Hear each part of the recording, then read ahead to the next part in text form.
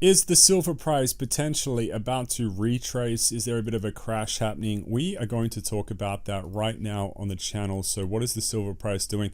I also want to share with you guys some very important secret alpha that has just broken in the market. So what could this mean for the price of silver? And we'll talk about why the market is retracing just a little bit today, right now. So if you enjoy it, like the video, subscribe to the channel if you want the next update as well. We do break down the most critical news and information you need to know if you're holding silver, and let's get straight into it. So you can see just recently, guys, there has been a bit of a retrace in terms of price action. So you can see we topped out at about $95.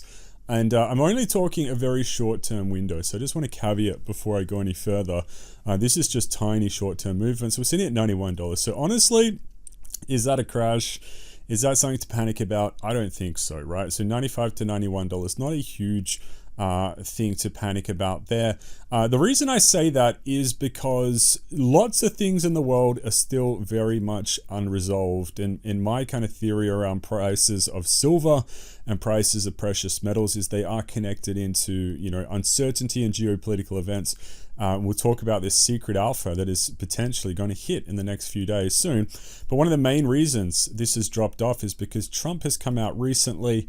He's actually had a big statement come through about Greenland, and he wants to, you know, wind back a lot of things. So, you know, one of the things we predicted right here on the channel is Trump is a person who likes to come out of the gates swinging when he goes into negotiations. So he comes out really harshly, he slaps on a bunch of tariffs, and then he gets the deal he wants, then he winds back the tariffs, and that's exactly how we've seen it happen again.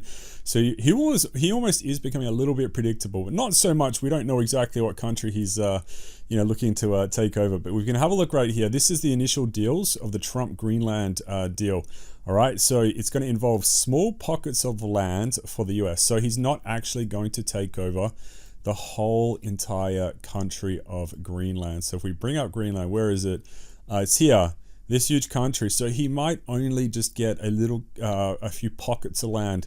Why does he want that? So it actually gives us the secrets right here.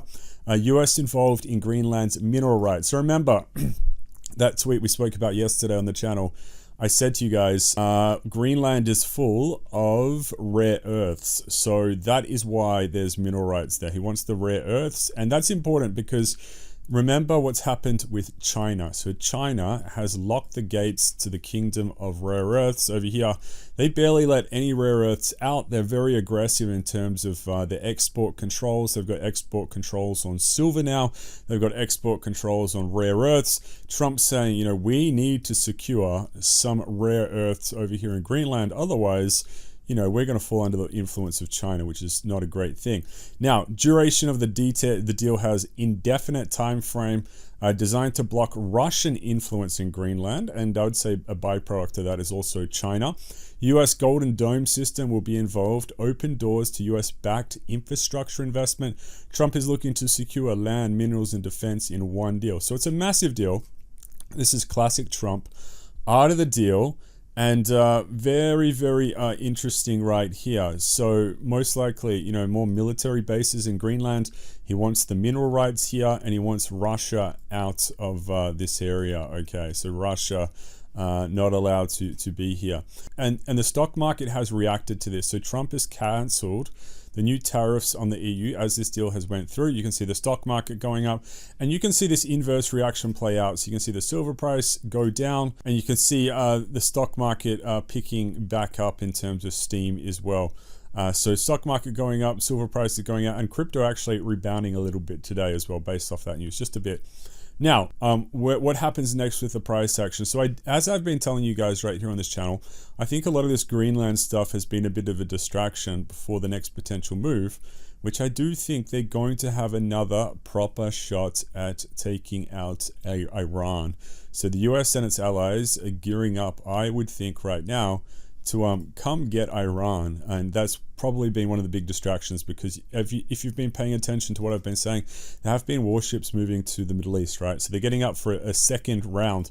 What happened in the first round, so we did actually get some breaking intel about why the first round didn't go to plan, is because Elon Musk launched a bunch of satellites, Starlink. He launched Starlink in Iran, And with Starlink, it was supposed to give the Iranians who were revolting, communication networks to actually coordinate and do an overthrowing of the Iranian government. But what actually happened is the Iranian government, with the help, I think, of China and Russia, managed to block the Starlink signals. So Starlink actually got effectively blocked in Iran, and the revolt got suppressed. But this time, what we're seeing is some breaking intel. So if you have a look right here at this post, we can see some jets getting established. Israel's defense establishment has raised its level of alert in recent days amid concerns that President Donald Trump may have decided to strike Iran, possibly within days, with officials taking seriously the possibility that an attack is imminent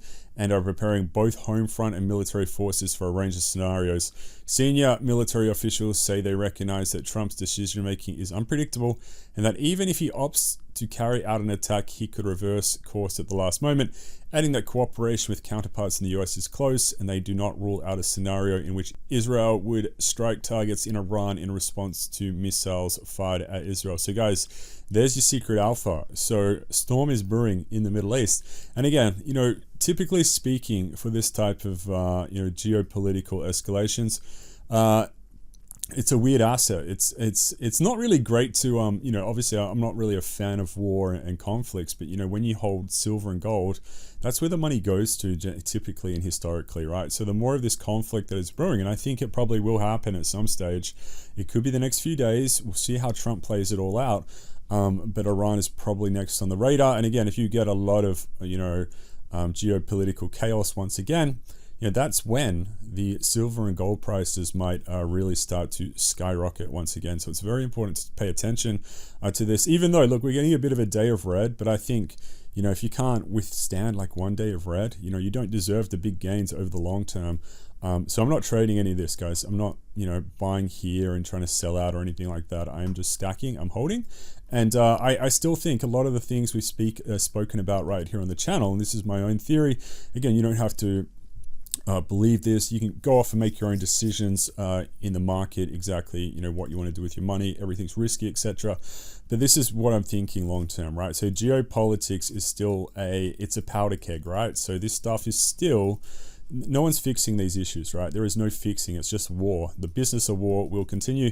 You have the business of money printing that's going to be continuing, and you're also going to have politics within countries falling apart. So I'm seeing all these like memes of these, these big EU leaders talking about other types of countries and conflicts. But a lot of the EU countries don't even have borders on their own countries. So there's a lot of political unrest within these countries. And what else have we got? We also have trust is also going down as well.